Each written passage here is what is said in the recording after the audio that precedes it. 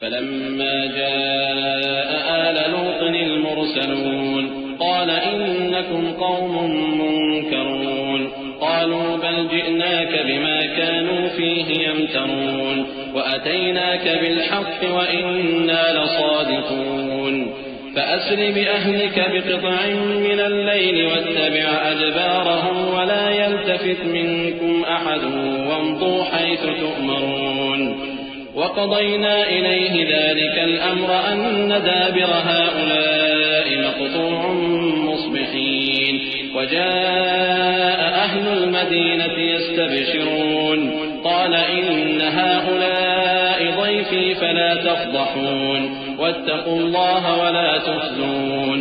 پھر جب فرشتے لوط کے گھر آئے تو انہوں نے کہا کہ تم تو ناآشنا سے لوگ ہو. وہ بولے کہ نہیں، بلکہ ہم آپ کے پاس وہ چیز لے کر آئے ہیں جس میں لوگ شک کرتے تھے، اور ہم آپ کے پاس یقینی بات لے کر آئے ہیں اور ہم سچ کہتے ہیں. تو آپ کچھ رات رہے سے اپنے گھر والوں کو لے نکلیں اور خود ان کے پیچھے چلیں، اور آپ میں سے کوئی شخص پیچھے مڑ کر نہ دیکھے، اور جہاں آپ کو حکم ہو وہاں چلے جائیے. اور ہم نے لوط کی طرف وہی بھیجی کہ ان لوگوں کی جڑ صبح ہوتے ہوتے کاٹ دی جائے گی. اور اہل شہر لوط کے پاس خوش خوش دوڑے آئے. لوط نے کہا کہ یہ میرے مہمان ہیں، کہیں ان کے بارے میں مجھے رسوا نہ کرنا، اور اللہ سے ڈرو اور میری بے آبروئی نہ کرو.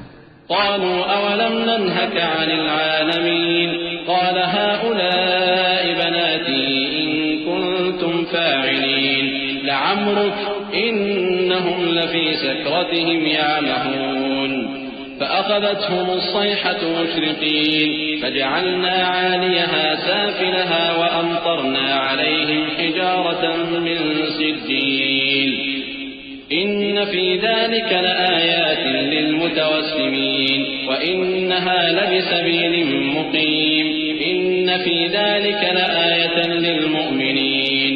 وہ بولے کیا ہم نے تم کو سارے جہان کی حمایت و طرفداری سے منع نہیں کیا؟ انہوں نے کہا کہ اگر تمہیں کرنا ہی ہے تو یہ میری قوم کی لڑکیاں ہیں، ان سے شادی کر لو. اے نبی، تمہاری جان کی قسم وہ اپنی مستی میں مدہوش ہو رہے تھے، سو ان کو سورج نکلتے نکلتے چنگھاڑ نے آ پکڑا، اور ہم نے ان بستیوں کو الٹ کر نیچے اوپر کر دیا اور ان پر کھنگر کی پتھریاں برسائیں. بے شک اس قصے میں اہل فراست کے لیے نشانی ہے، اور وہ بستیاں اب تک شام جانے والے سیدھے رستے پر موجود ہیں. بے شک اس میں ایمان لانے والوں کے لیے نشانی ہے. وَإِن كَانَ أَصْحَابُ الْأَيْكَةِ لَظَالِمِينَ فَانْتَقَمْنَا مِنْهُمْ وَإِنَّهُمَا لَبِإِمَامٍ مُبِينٍ.